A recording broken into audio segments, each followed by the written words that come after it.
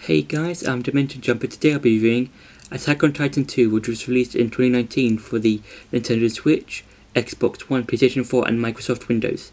Now, this game is mainly an adaptation of the first three seasons of Attack on Titan. When the original game came out, it was like originally based on the first two seasons, and then I think a few months or so later, Attack on Titan Final Battle was released, which is based on the third season. And if I had to summarize the game, it's that humanity are basically not hiding, but have retreated to the wall. These things called walls, and they're basically trying to survive while giant man-eating giants things called titans basically roam around outside the walls. And throughout the game, and also the show and the original manga, we see different people having the ability to transform into titans, but it's only a select few that you see throughout the manga, the show, and the game. So not everyone has the ability to turn into titans. Only a few people have this ability, and each ability is very different to one another. And that's basically that's basically me summarizing the show as best I can. Because if I did summarize all three seasons, we will be here all day. And I think this game is a good adaptation of the anime. Because and also before I do fully go into this review, there will be spoilers for this game, because there are some things I'll be talking about that happens in this game, and I think it's a good adaptation because it kind of reminds me of the Lego games, like mainly Lego Harry Potter, Lego Indiana Jones, and Lego Star Wars. Where with those games, even though they're not the same kind of level as like graphic as Attack on Titan is, and how that anime is, those Lego games like Harry Potter, Indiana Jones, and Star Wars, even though they've got some comedic elements to those games, they're still quite faithful to the original films that they're based on.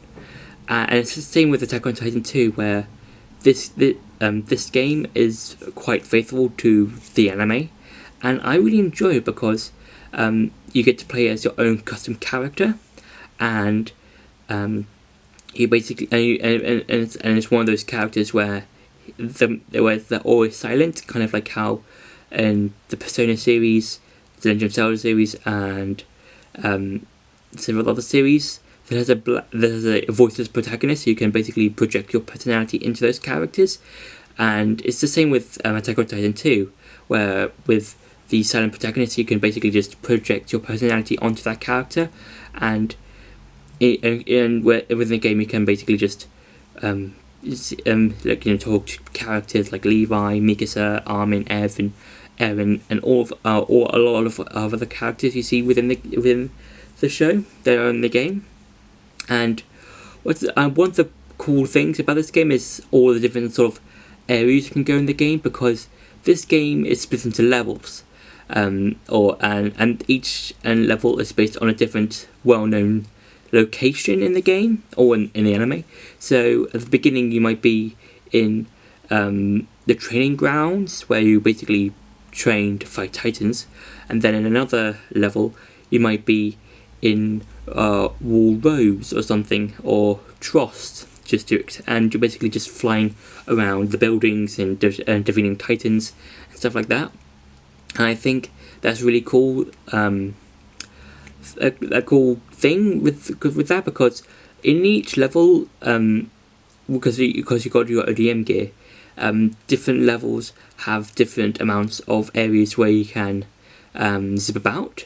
Because let's say you're in a place like Wall Rose or Trost district, and you can basically just fly about and zip about around the houses, because your ODM gear has something to hook onto.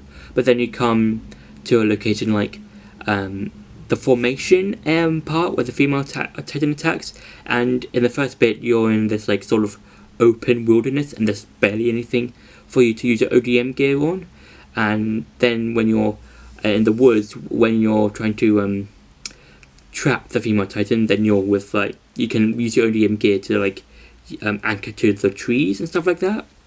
So I think it's a really cool idea of how the game does the whole ODM gear stuff depending on which situation and which level that you're in. And now it's time for some gameplay. So what I'm going to show you, kind of like how I did with my Final Fantasy VII Remake review, when it came to the gameplay part of the video, I'm going to show you two different settings or set pieces in which the game takes, you know, place in. So let's just go with, you know what? I'm just so I can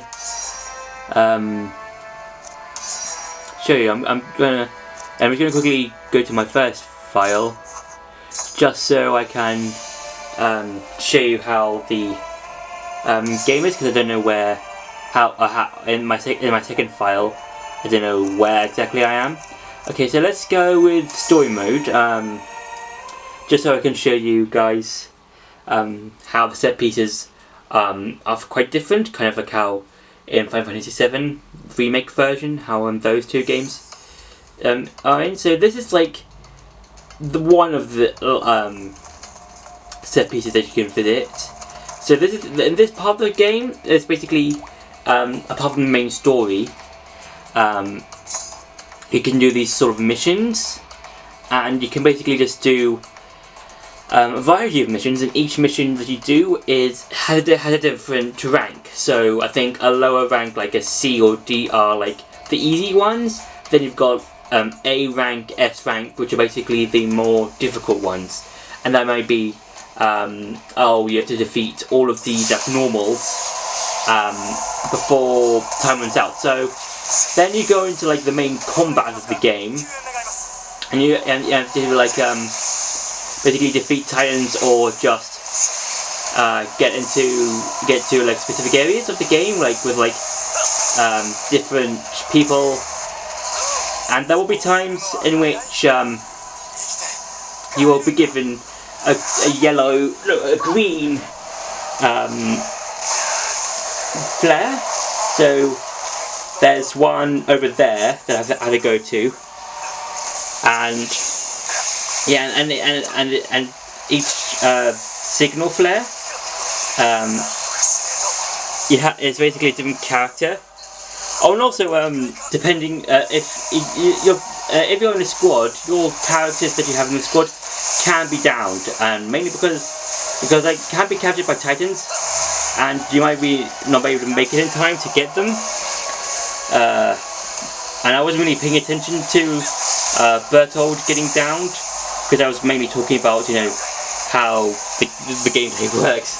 So yeah, that can happen if you don't go to your squad mates in time. So you do have to like pay attention to like the entire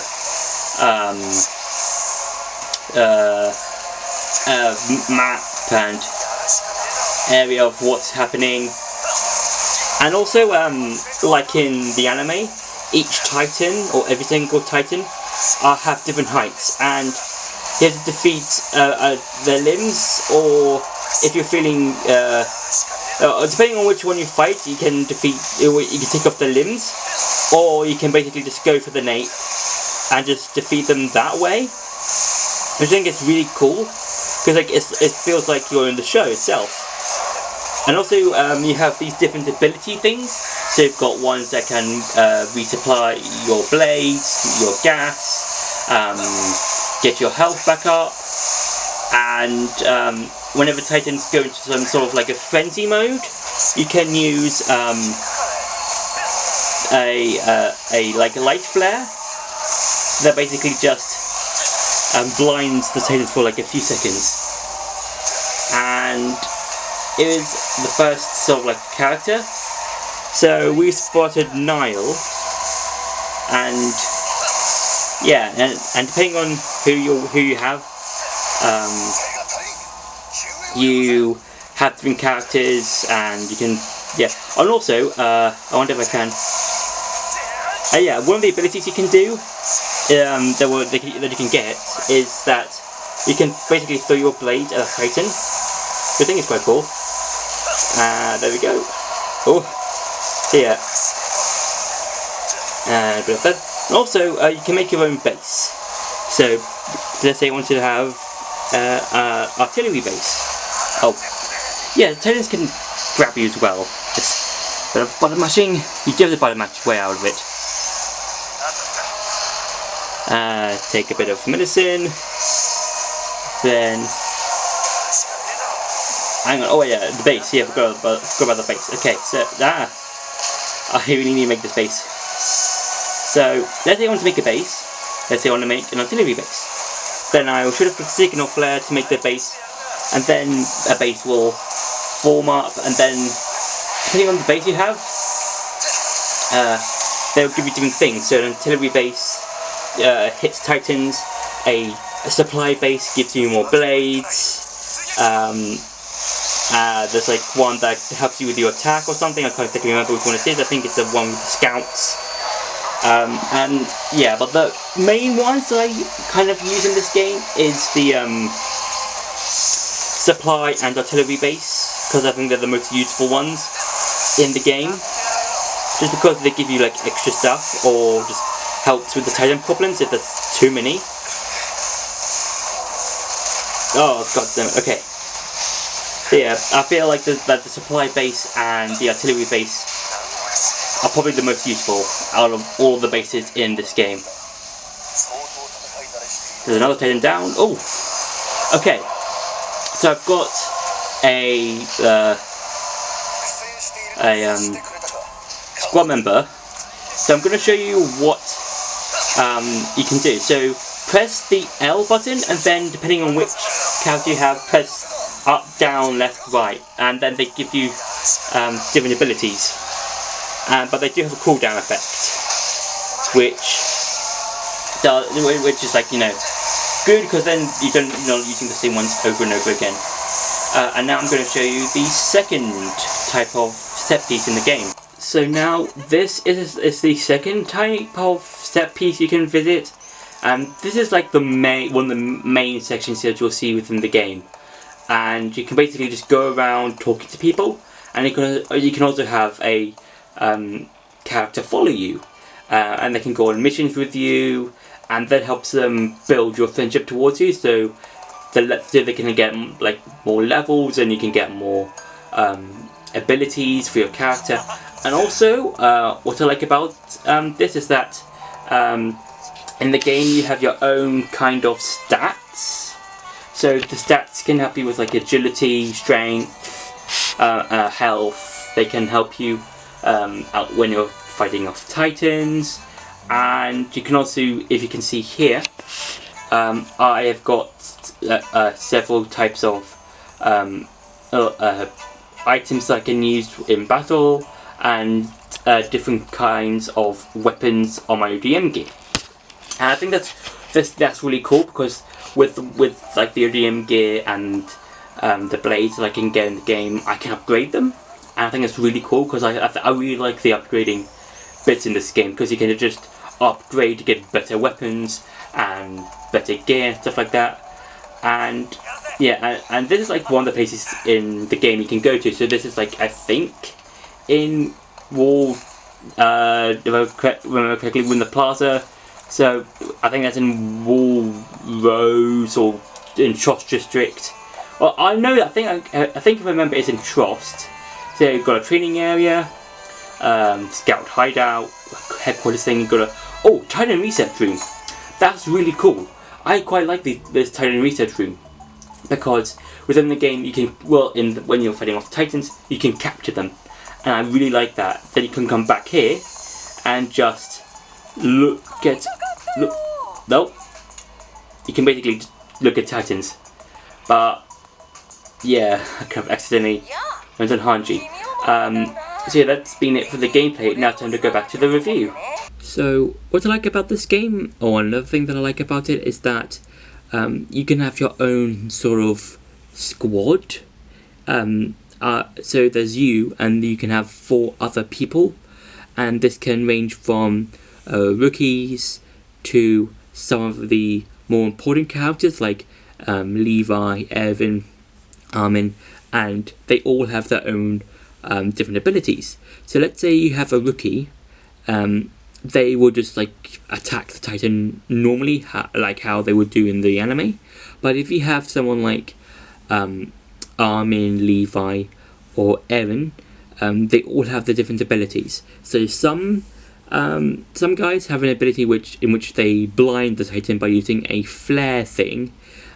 Some help you increase your attack, and some have the ability to basically just defeat a Titan with like 1 attack, which I think is quite cool because then you can like use a variety of different people and just help basically beat the Titans in the particular level. But they all have a cooldown effect, so once you've used them, you have to wait a while until you can use their abilities again, which I think is a good idea in the game, because that means you don't have to you can't rely on 1 ability or 2 abilities over and over again, because then there'll just be no point to it.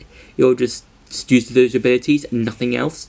So I think with cooldown effect, I think that's a good idea to help limit how many times you can use it, and also that means you have to try and